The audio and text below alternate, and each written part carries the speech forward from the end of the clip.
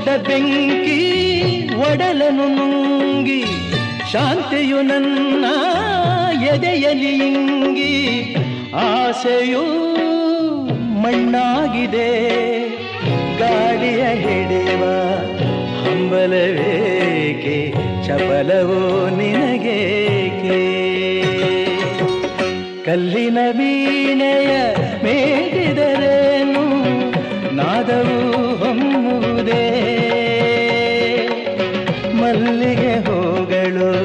ಬಾಡಿದ ಮೇಲೆ ಪರಿಮಳ ಚೆಲ್ಲು